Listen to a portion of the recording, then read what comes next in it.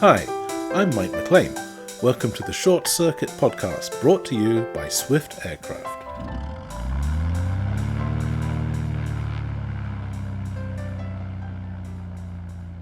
In this series, we'll be chatting with a variety of people from all walks of life, but who all have one thing in common: aviation.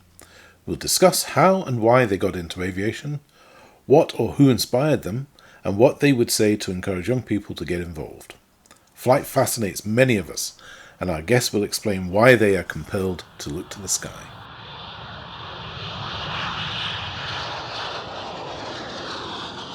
Today's chat is with Bill Goebel. Bill is based in Texas and is the driving force behind the Hollywood Bomber Project. This is a unique and ingenious approach to grassroots aviation, youth engagement, and education. I'm sure it will inspire many people and may even form the template for similar activities elsewhere. But before we kick off, I have a request. Please remember to click the like button, share with friends and colleagues, and subscribe. This really does help us get the word out. So with that in mind, here goes. Good afternoon, Bill. Starting off with question one here on the Short Circuit. And question one is, who are you and what is your current role in aviation? My name is Bill Goebel. My current role is I'm a self-employed aircraft maintainer. I have a small business called Vintage Aircraft Services, and we overhaul engines, restore aircraft. We've been restoring aircraft for years, also continue maintenance, overhauling engines, doing some light avionics installations, things like that. Fabric covering, I wouldn't call it the lost art, or just some of the more unique things. But we've been doing that. And then in addition to that, picked up a role here about a year and a half ago, restoring a 1954 Twin Beech for a local museum that is, we kind of consider it quite an important aircraft. It has a little bit of provenance, so to speak. All right, okay. I like a Twin Beech. They make a nice noise and they're very graceful. Oh yes, elegant lady. Yeah. That elegant's the correct word, I would think. Yeah, that sounds good. All right. So, first of all, thanks very much. And also, you are our first guest from the USA on this series. Oh, so thank you for being so kind to the colonies. Don't even start that conversation. All right. So we'll launch straight into question number two then, and that is, so what was the incident or aircraft that first made you look to the skies? What attracted you into aviation in the early days? What started it all off? It's probably, I guess I'd have very hard time answering that. I grew up in an aviation family. My father was an airline pilot. My three older brothers became pilots. I did not at the time, because over here in the public school system in the fourth grade, by the time I hit the fourth grade, I needed glasses. And back when the earth cooled, when I was a young child, you could not fly as an airline pilot or any pilot of any commercial, basically, because of competition, all that. If you didn't have good eyes, you're not going to get in the military, and the airlines wouldn't have you. So I kind of migrated toward the when my father would go out to the airport, I would go to the maintenance shed and hang out there and whatnot. And kind of the shame of my airline pilot father. But there's a lot of neat aircraft. The little airport where we did hang out, we had some very interesting aircraft there. There was an AT-6, like a Harvard, sitting over in the weeds that my brothers and I, that was back before they were valuable aircraft, that was over in the weeds, and my brothers and I did many missions over the islands of in the Pacific with John Wayne, flying that. Then we even had a steamroller in the woods that we also put roads in with John Wayne over there, just make believe playing. So we goofed around at the aircraft. But one of the aircraft that was actually at the airport was a gentleman by the name of Bill Falk. He was a Goodyear racer, and he had his aircraft there that I kind of lust over as a small child, seeing a Goodyear racer and a real race pilot, very renowned from the 1940s, 1950s, and whatnot. So kind of a neat thing growing up. My father had a Gullwing Stinson, a big Gullwing Stinson, V-77. In fact, it was probably former Royal Navy service Lend-Lease airplane, the most likely. Okay. So just a lot of different neat airplanes growing up. And those, I guess, the older fabric covered radial engine aircraft were just so neat to me, anyway. There's something about a radial that they sound different, they look different, they smell different. There's yeah, they have character. Okay, so the Harvard then you reckon was what sort of got you cemented into this whole Yeah, thing? that and again, my father. I always grew up. I thought that everyone's garage had airplanes in it. We always parked our cars outside because we always had airplanes in there. My father was always fixing up an old airplane. He had a Mhm. old Piper J4. He had a 1931 Buell bullpup, which I have. We picked up here several years ago, and we're going to restore that. It's in the to-do list, but just a lot of neat airplanes. So yeah, it was. It was kind of I love them all, and it's kind of hard to pick a favorite, so to speak. Well, we'll come back to that later because you're going to have to. That's part of the deal. Okay, But now on a side note, my most beautiful airplane, and you got to hook me up on this, is I think is one of the prettiest airplanes, and I got to get a ride in one eventually. Is a de Havilland Rapide.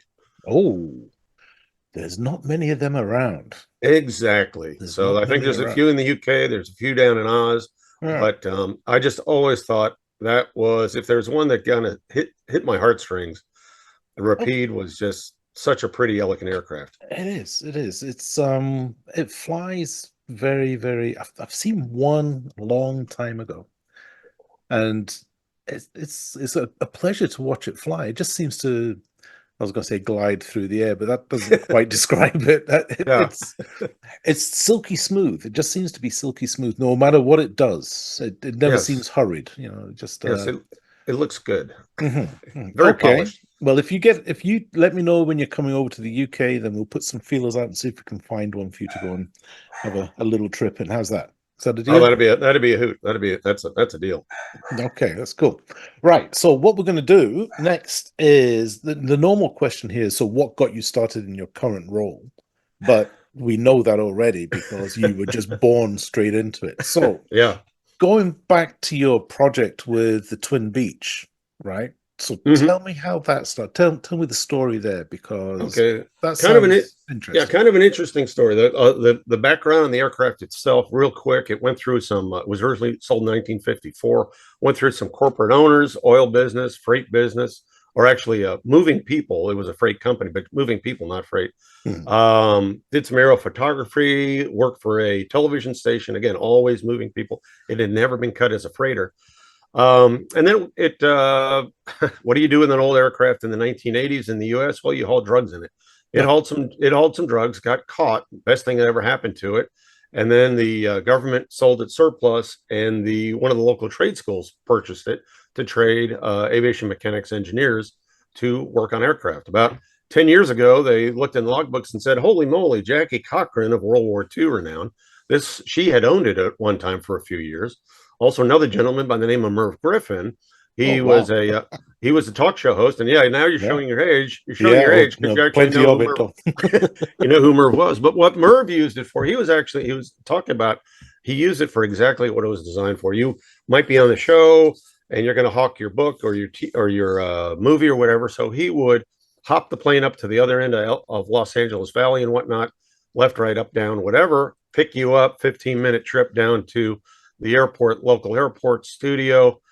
Take a limo to the studio, green room. You do your 15 minutes, limo back to the airport, and you're back home by lunch. As Mhm. opposed to driving. Even then, this is in the 70s or 60s, yeah, 70s. Even then, it'd take an hour or two to drive across Los Angeles. So it was an absolute time machine. So it was kind of neat. And then, as I said, went through a couple owners, and then the school got it. So because of that provenance, and it actually in our logs, the neatest thing when Merv owned it is the his pilot wrote down who was in the back seat. So we Mm. had Mr. and Mrs. Clint Eastwood, Wow. um, Burt Reynolds, Dinah Shore, Gene Hackman, just a cast of thousands. Very very neat stuff. And so as a result, it's got some really good history, and as far as I'm concerned, a true example of early corporate aviation. Mhm. So fast forward, I was on the advisory board for the local aviation college, the county college for the aviation department. I was chairing the advisory board, and I'd done that for about 6 years. On that board were the principals of the local museum, Vintage Flying Museum, Charlene Chucky Hospers. She and her director of operations, Bill Gorn, were also on there. And anyway, spring of 22, I kind of my fun meter was pegged. I decided it's time to pass the baton, and I resigned, retired from that. Uh, then I was up in Oshkosh at AirVenture 22, and talking with Bill, again, director of operations, said, "Hey, when we get back to Fort Worth, we need to go out and have beer and talk about the Twin Beech. I need somebody to quarterback it for me." So I said, "Sure, yeah, whatever." So we got back to Texas about a month later. We went out and apparently drank a copious amount of beer, and I made the decision that it'd be a good idea to quarterback the project. And again, we had some provisos, but I said, what I'll do is I'll donate my Fridays and Saturdays until this aircraft is flying. So my workload on my shop was a little bit light, so it worked out okay. And then I said, we're also going to do some rebranding and some social media with it too, to kind of get the buzz out, get the word out. So after a couple of weeks, we talked about some of the stuff, and we gave it the moniker of the Hollywood bomber to kind of give it its roots of the fact that, well, yes, it was in Hollywood, but really it's not that it hauled Hollywood stars around. Our deal was the airplane is really the star. It had been in so many facets of aviation, whether it was business flying, photography, television. It was really the star, and we thought that would really be a good way to connect with a lot of different age groups, that kind of deal. So that was our big push there. We think it's working out great. We've been working on it since fall of probably September of 22. We took Christmas of 22 and Christmas of 23 off that weekend. We took off 2 weeks for AirVenture 24 because it was so bloody hot here. And then we've been going straight. We have a cadre of about 20 folks that come and go. Any weekend we'll have 10. And we typically are putting in about 100 man hours every week. So we've got about 6,500, 7,000 man hours into it. And then again, the museum has been very fortunate and gracious. They had some money put aside for buying a training aircraft or a rides aircraft. After they saw the group's progress, the first 3 or 4 months, they said, well, we're just going to take these funds, and as far as you guys are concerned, you're funded. Go get that plane flying. So it really took a lot of pressure off. The deal is on the aircraft is kind of a 3-phase deal. Number one is get it flying. It'll be 100% airworthy, and in today's vernacular, you'd probably call it a resto mod. In that we're not keeping 1950s avionics and things of that nature, but it's got modern wheels and brakes. It's got modern system. The biggest thing we want to do is when we go somewhere, we want to be able to get there on time, and B, we want to be able to dispatch on the return flight without having any breakdown issues. So that's number one. Is that number two will be the interior refit. And the deal there is we're putting it back. Our concept is put it back to 1954. It'll have a little bar, might even have a humidor. It'll have all that wonderful mid-century stuff going on. And then number three will be the exterior. In fact, one of the first owner of the aircraft, we have fortunate enough to their director of maintenance just retired a year ago. He is actually working with us, and he's brought us some archival materials, in also pictures of the aircraft as it was delivered, which is kind of neat. And that's what we want to do, is go back to that. That's invaluable. That's perfect. One of the neat little nuggets was in their flight department. This is up in Tulsa, Oklahoma. In their flight department, they have a big glass case, and every aircraft they bought, you'd get a little display model from the manufacturer or whatever. And he said he walked past that case for a couple decades, and he remembers seeing this little red twin engine model down in the bottom left corner. And that is the model that Beechcraft gave their company when they bought this aircraft, right? Which is really neat. To me, that's the holy grail. That's just some really neat stuff. Oh, that's good. It's weird you say that. I was talking to another gentleman yesterday, and when he put his camera on, I could see into his office, and there were a number of model aircraft around, one of which was the brass model supplied by Vickers. It was a Vickers Vanguard, which was supplied to him as I think he introduced that aircraft into the fleet. or was working on the very first one, that sort of thing. And he has that model sitting in his office. So those are real collector's pieces. They're absolutely Yeah, so gorgeous. my goal is to eventually talk the company out of that model and get it back with the aircraft. So Oh, they've got to watch. Anytime I'm in their building, they better watch out for that model. well, you need it for the photo shoot. Obviously, you need it for the Oh, photo shoot. exactly. In Yeah. fact, they were very nice. They came down and did a promo piece and they brought the model. So it's nice to see the engagement of a former owner of the aircraft. So neat stuff. So, how far away are you from getting your airborne? Okay, so just to give you a little bit of a measure, the school received the aircraft. It was flown from El Paso 40 years ago to Fort Worth, Texas. There, it ended up being moved from the school had a couple different campuses. It got moved. Some wings were removed. They ran it for years, and then it got somewhat disheveled, and then it stopped working. Blah blah blah blah blah. It hasn't run for 40 years. Mm. It has not flown for 40 years. We've been working on this, as I said, since September 22. A year ago, I went into my files here recently. A year ago, we were trying to get the rudder bolted, one of the rudders bolted on. Since that time, we've had both engines off the aircraft, all the ancillary accessories overhauled. The engines are good mid-time engines. We bore scoped them. They look very good.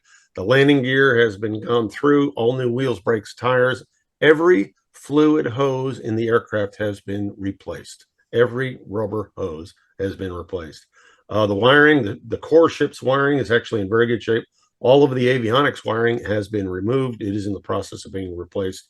The fuel system has been completely removed. Fuel and lubrication oil tanks have all been removed. They're in the process of going back in. I am hoping to have this doing engine runs. Where are we? We're in February, March, April. I'd like to be in a position to start doing engine runs. And failure is not an option, but our goal is to be at Oshkosh Air Venture 24. Right. Okay. Well, if you make it to Oshkosh 24, I won't be there myself this year, but one of my colleagues and friends will be attending. So I will make sure that he will come find you. Oh, And excellent. We'll go. We'll go. you'll, We'll spend some time and visit. That'll be great. yeah. I think it'll be. I think, in all honesty, as soon as we get the engines running, now the wings have to go on. Those basically are just two big boxes. They're three bolts. Mhm. It is a little bit complex, but it's not that complex. The As soon as we have the engines running, which is our lubrication system is about 90% complete. Our fuel system, I'd say, is about 80% complete. And I'm hoping here in about the next 3 or 4 weeks, those systems are in. Once those are in, we can essentially run the engines. So we've got some electrical work to do, but just lots of, we're in the business end of it where it's a lot of little bitty things. Mhm. Where a year ago, people were asking me for a rudder or an aileron, and now they're asking me for a switch or a clip or a Mhm. rivet, so it's just the little nitnoids that we are, the bits and bobs, that, so to speak. Yeah, yeah. Progress. Progress. That's absolutely fantastic. Um, the next question normally is what developments and innovations do you see coming over the horizon in aviation? Um, Oh, so what? neat. Yeah, let's go there. Yeah. I mean, you're doing this resto mod. So what's new? What's good? And what do you anticipate? Before I move on, before I forget the question, I take it you're building this under the sort of the auspices of the EAA. Would that be correct? Mm, Actually, no, not at No. all. Oh, right. Okay. EAA is not engaged at all. We have a lot of different groups that are working with members are working with us, but we are not as part of the EAA. This is entirely a vintage flying museum endeavor. In fact, the Vintage Flying Museum in Fort Worth, and we've had folks from all over the world visiting, UK included. Um, it's a 50, what we call a 501c3 nonprofit here in the U.S. Mhm. It is actually, it's not really a museum, it's more of a collective. We have numerous aircraft there. We have a couple of A-26s, T-37, T-28s, AT-6, Harvard, Widgeons, Twin Beaches, Piper Cubs, all that stuff. Just all sorts of neat aircraft in the at the museum. It's the flying museum. The vintage flying museum is the key word. Mhm. Most of the aircraft do in fact fly. Right. We've got a 3 or 4 that are under restoration, ours being one of them. But the intent is to fly and to go visit. Very, very important. Now, kind of as an aside, I may be tripping ahead and I didn't read ahead because I didn't read your notes, but Just go ahead. the the neat thing about this, because Jackie Cochran, and she was the founder of the WASPs in World War II. She and Nancy Love did the training the women pilots in World War II. Because she was an owner, what the museum is going to use this aircraft for, they're dedicating it to the promotion of women in aviation trades and pilots, mechanics, engineers, operations, whatever, but promoting women in aviation trades. The neat thing about this aircraft is it carries 5 people in the back, 2 in the front. So we can actually put 6 young women up in the aircraft. We can take them flying and hop seats without having to land, as if you were in a little pipe or something like that. Mhm. So it works out really well. Or we can take STEM materials and fly out to your airport, to your little town, and we can do a STEM class on the ramp at the airport and talk about all sorts of different aviation topics. So that, I think, is real powerful. We have a full aircraft intercom system in it. Again, we've been very fortunate being gifted by some folks with that, and that allows, if even on the way to a destination, to an air show, something, we could do an airborne class or a lesson or lecture even in the aircraft as it goes. We need to talk more about this offline because because that is a fantastic. Yeah, that sounds wonderful. I hope I blew you away a little bit, because that's what we're all about. That's what, and I think this will be one of the few aircraft in the world that can pull it off. That's absolutely amazing. So I've got a couple of things. So first of all, we need to get you hooked up with some of the other guests that have been on here with the British Women Pilots Association, Oh, because excellent. they would love to talk to you about this. And the next thing is, what's the range on that thing? Range on that thing. So the aircraft, let's just so you understand, it uses 50 US gallons of fuel an hour. Mhm. Okay, but we've got 320 gallons on board. So we've got 100 gallons on each wing route and 60 gallons in each wing. It's got extended fuel. So 320 gallons we're carrying. So we can essentially go, if you went to dry tanks, you could go, what, 1,200 miles, Mhm. which Right. is, so we can basically go from Fort Worth to Oshkosh, Wisconsin, which is right up the middle of the U.S., nonstop if we wanted to. I'm just thinking doing a ferry flight coming over to the UK, hopping over Greenland, Iceland, and that sort of Oh, thing. there's no monetary reason that we can't do that. Hmm. Hmm. Right. Yeah. Okay. You got my brain ticking now. I'm getting Oh, there you excited. go. And it's kind of, now the one thing that the bit of the fly in the ointment, so to speak, is we did have a little potty in the back, a little commode. Hmm. We took that out, but we did keep one of the pilot relief tubes. So it's just have to make the trips wisely, eat wisely. I I'm sure there are solutions out there, and it's been done before. So Oh yeah, we've got a it, window. We've got windows too. just don't fly too high. Yeah. Okay. No, all right. So let's stick with the STEM stuff. So you're obviously doing a lot of STEM engagement at the Mhm. moment. So you're planning ahead. So coming back on a personal level, all right? What drives you? What gives you the motivation to get involved in STEM? It's kind of, I think, I think I did some work. As I said, I did some work with the local school, a college. um, I taught for about 6 years, also part-time. I did that part-time to see, actually it was a challenge to myself to see if I could in fact teach. Hmm. But I taught at the local aircraft mechanics school for aircraft mechanics at the college there. And then that's when the dean asked me to get on the board. But I think all of us need to kind of give it back. I think that's part of our fabric, is to pass the baton to kind of the silverback monkeys need to teach the young ones, and that's just in our fabric, in our blood, and that's kind of part of it. Some of us are maybe better at it than others, but I think we all sort of have it in our DNA, and it's enjoyable. It's really enjoyable. We don't all know anything. We can sit there and grump and say, well, the world's changed and no one's interested and this is stupid, and I turn that back and say, well, that's on you. You've got to, if you want to keep it going, it's on you to keep it going and Hmm. engage folks, because there were folks that did that for us when we were kids, and they weren't doing it overtly or covertly. They were doing it. That's what they did, and that's what motivated us. Um, and there's folks out there listening. A lot of folks don't know um, that stuff's out there. The neat thing about what we have on our project right now, kind of to the STEM point, we have it's not just a bunch of old guys working on this aircraft. We've got, as far as the ladies go, we have Scout, she's 14. Uh, Grace is 16. Abigail's 18. She just went to university. We had Taylor, Kaylee, and Ashlyn. They're in their 20s. We have Caitlin, Katrina, 30s. Cindy's retired. We've got some other folks that come out also, some new folks. As far as the gentlemen go, we've got again young kids in what we call high school here, working out. And again, you hear people say, "Well, do I have to?" The big question I have when people come to work on our project is, "Do I need to be an aircraft mechanic?" And the answer is no.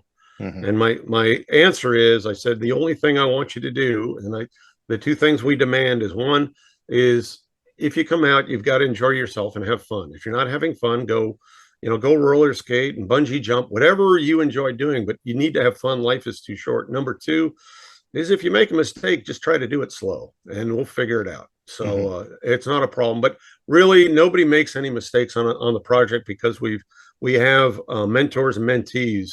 It's a natural kind of thing.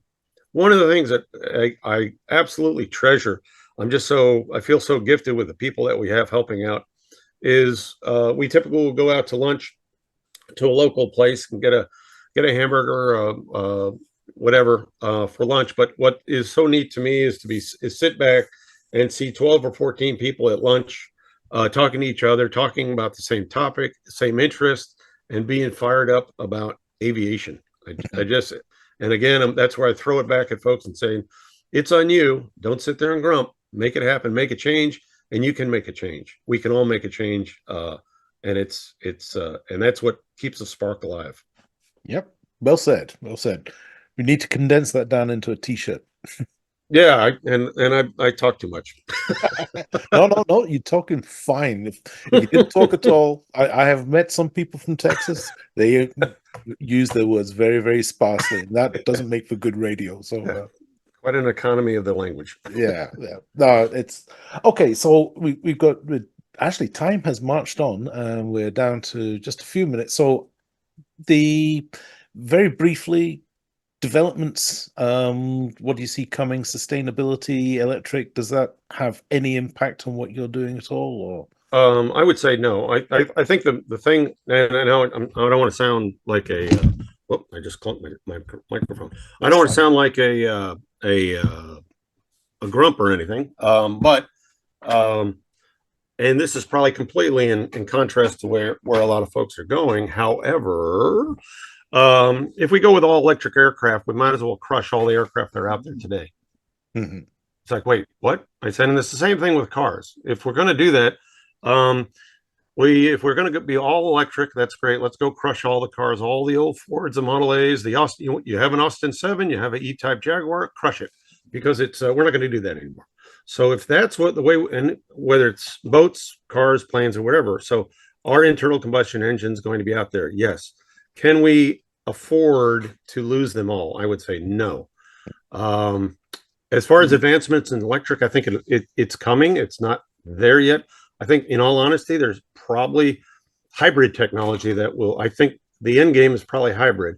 To get it into an air vehicle is probably going to be a little more difficult, but it's, locomotives have done that for the last 80 years or so. Yeah. It's proven. So I think my vision is that's the end game for at least ground transportation and maybe aerial transportation. But what are we going to do with a gypsy moth in 50 years? We're going to fly it just the way it is. Mm-hmm. Bad news. Good news is the ability for local machining and manufacturing, whether it's 3D printing or machining, is phenomenal compared to 50 years ago or even 70 years ago. So, and I'm of the attitude, if man made it 50, 70 years ago, man can recreate it. It's just, we have better alloys, we have better technology, and we'll actually make it better. And you see that in the warbird industry. Look at the mosquitoes going together down in New Zealand. look at the some of the engines, the Merlins. The support of Merlins today is probably better than it has ever been, That is true. That which is is true. refreshing. I think it's refreshing. Same thing with the airframes as far as rebuilding. I mean, if someone said that you're going to rebuild Hurricanes or Spitfires 50 years ago, they would laugh at you. Mhm. Now we just do it. Yeah. Okay. Delivered. I get it. Get it. Okay, fine. So we're now, the clock is ticking. So we come to the Yes. biggest and most important question of the day. And that is, what is your most your favorite aircraft and why? Favorite aircraft. Mm. It's funny. Probably my favorite aircraft is probably it sounds silly, but it's probably a DC-3. Um, Okay, interesting. okay, kind of got an eye roll there for me, and this No, is no, no, why no, no. I remember several years ago I was walking across the paddock up at AirVenture 2024, and there's zillions of aircraft. We're up in the Warbird area. There's just zillions of aircraft, and I asked a fellow I was with. I said, "Hey, well, if if you won the lottery, which aircraft would you buy?" And he said, "Well, P-51 or Spitfire, of course, there." And he said, "Which one would you buy?" I said, "Well, the green one over there." He said, "Well, which one?" He said, "The green one." I said, "I don't see a green one." I said, "See the green one over there?" He goes, "The DC-3, the C-47, the Dakota." I said, "Yeah." He goes, "You'd buy that?" I said, "Oh, heck yeah, that'd be the ride." I said, "No, you want to go somewhere for a weekend? Well, you go take your wife, take your kids, take your neighbors, take their kids, take a couple motorcycles, and might as well throw a Jeep in there too. I mean, you're not going to go on holiday. You're going to deploy." I said, "What a great airplane to what a great airplane." He said, "You wouldn't get a P-51?" I said, "Well, I won the sweepstakes, right?" He said, "Yeah." I said, "I'll lease one of those for a year and just check that box." But yeah, I think the DC-3 is the ride. The DC-3. Okay. Well, Yeah. what I can say is that, to surprise you, you are the second person to choose the DC-3, because what we do is we take a picture and we put it on our virtual control tower wall. I'll send you the link and you can Oh, see the neat. stuff that's been out there before. So what I'm going to need from you is, I'm assuming that somewhere in your own private collection of photographs you will have a picture of a DC-3. Oh, yeah. Right. So In fact, fun fact. My father, and again, I know time is nigh. My father was he was a World War II pilot. He was actually based in Tibenham. 445th Bomb Group B-24s got shot down. Blah blah blah. Ended up going to the airlines. Flew DC-3s for Eastern Airlines. One of the planes that he flew is in the Smithsonian in Washington D.C. wow. Another airplane that he flew is in American colors currently in the American Airlines Museum. So yeah, I've kind of always had a soft spot growing up, remembering that silver airplane with a red, white, and blue stripe on it. Okay, well, send me the picture and we shall get that put on the board alongside the other favorites. And like I said, I'll send you the link. You can see what else you're going up against. Listen, Bill, it's been an absolute pleasure, a very pleasant surprise, and there's this. I've got actions now. I've got follow-ups. I'm having a conversation, and I have follow-ups, and I've got connections to make. So this is giving me homework. I can see how you're managing to build a Twin Beech, because you're just one of those guys that gets it done. So it's been fantastic talking to you. I hope to meet you face to face at some point. We'll go and have a beer. And like I said, I'll send my envoy Tim to catch up with you at Oshkosh later this Oh, year. most assuredly. And anybody listening, I'll put the plug in for the museum. Anybody listening, if you're in the Fort Worth area, Dallas Fort Worth area, the Vintage Flying Museum over at Meacham Airport, Friday, Saturday, Sunday, they're open. And if someone is coming into town, you guys are coming in from the UK and you're going to be off date or something, get hold of the museum and they'll get hold of me and I'll come up and open the place and give you a nickel tour. I'll give you the special tour if you're only in town for a day or two because you made a long trip. I don't mind making a short trip and helping you guys out. That's great, Bill. This is going to cut us off any second now. So it's been great talking to you. Thanks for coming on the short circuit. So that was Bill Goebel. Definitely a man that was born into aviation. His backstory is as fascinating as that of the aircraft he's restoring. And it's great to hear someone so passionate about not only the subject, but also the desire to encourage and educate others.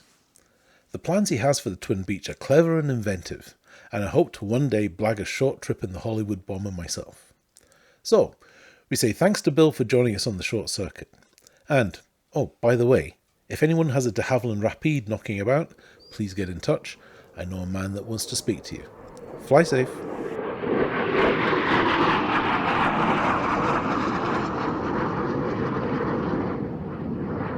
You have been listening to The Short Circuit, presented by Mike McLean and sponsored by Swift Aircraft with the hashtag Inspiring Aviation. This has been a Zoom Spike production.